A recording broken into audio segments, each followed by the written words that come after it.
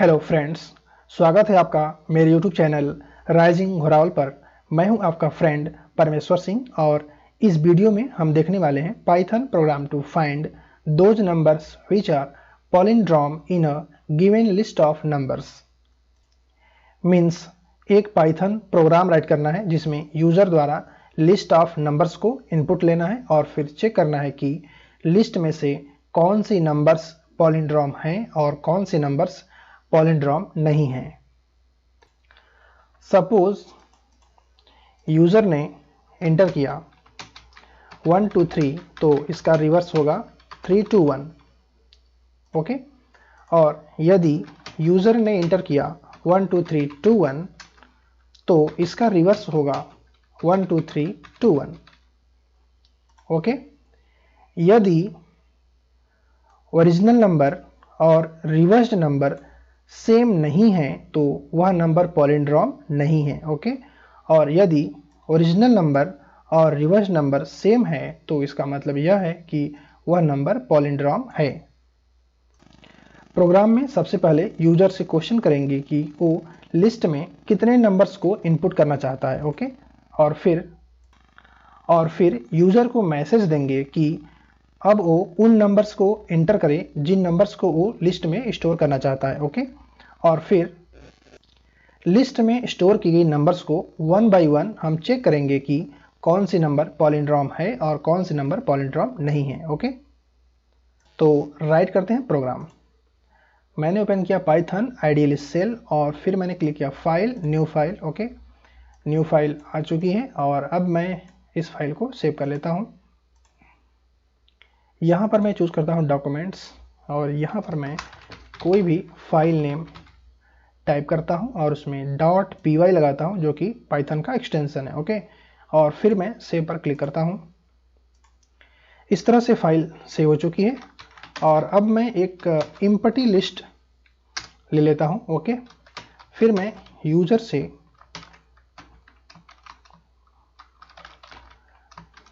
उन नंबर्स की संख्या पूछता हूँ जिन नंबर्स को उसे एंटर करना है। Okay, input enter how many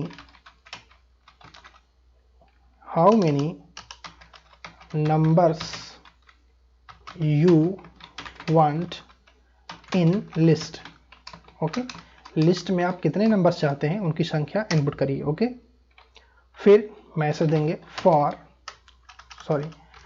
print enter n numbers। Okay,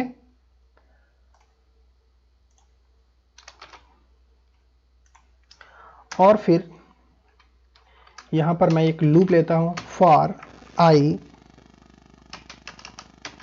in range n and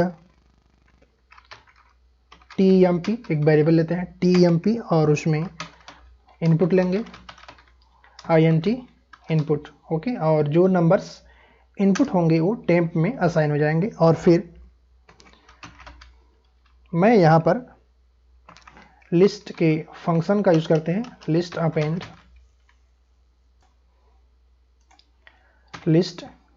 append और फिर इसका आर्गुमेंट टेम्प।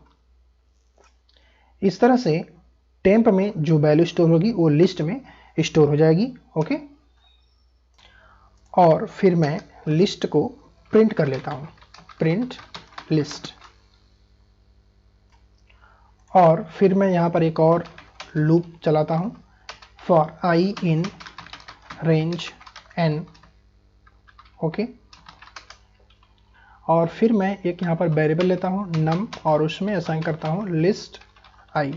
ओके, लिस्ट की जो फर्स्ट जो i वैल्यू होगी मीन्स 0 पोजीशन में जो वैल्यू होगी वो पहले num में असाइन हो जाएगी। ओके, और फिर मैं एक वेरिएबल लेता हूँ rev रिवर्स्ड वैल्यू को स्टोर करने के लिए।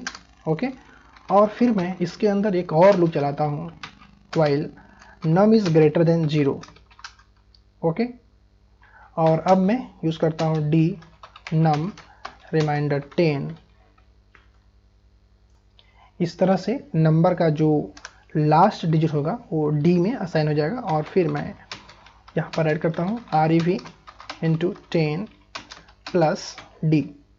ओके, और फिर मैं नंबर की वैल्यू को 10 से डिवाइड कर देता हूँ।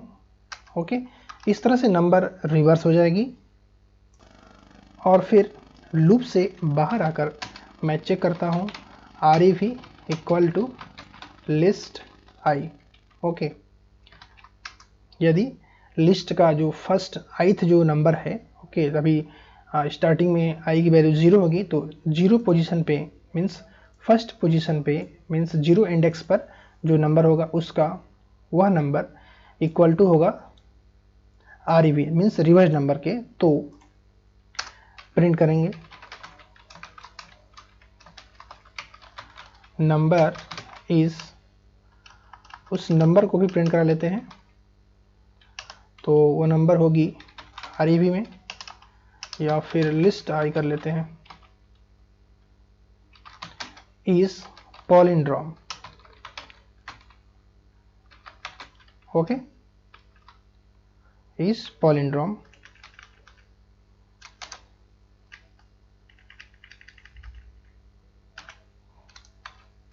Okay, else print list I is not palindrome। Okay, इस तरह से प्रोग्राम बन चुका है। ओके, इस तरह से प्रोग्राम कंप्लीट हो चुका है। और अब मैं इस प्रोग्राम को फिर से सेव कर लेता हूं और फिर मैं इसे रन करता हूं। ओके, देखिए, तो टोटल लिस्ट में 3 नंबर्स को एंटर करना चाहता हूं। ओके, फर्स्ट नंबर होगी 1 2 3, सेकेंड नंबर 1 2 3 2 1, और फोर्थ नंबर है 3 4 5। ओके, मैंने एंटर प्रेस किया, देखिए यहाँ पर आ गया। First number is not palindrome, second number is palindrome and third number is not palindrome. Okay, और ये है लिस्ट। ओके, देखिए प्रोग्राम कैसे वर्क कर रहा है। देखिए इसमें जो फर्स्ट मैसेज है, enter how many numbers you want in list, देखिए यहाँ पर मैसेज आ गया है। ओके, यहाँ पर मैंने इंटर किया 3। ओके, और ये नंबर n में असाइन हो गया।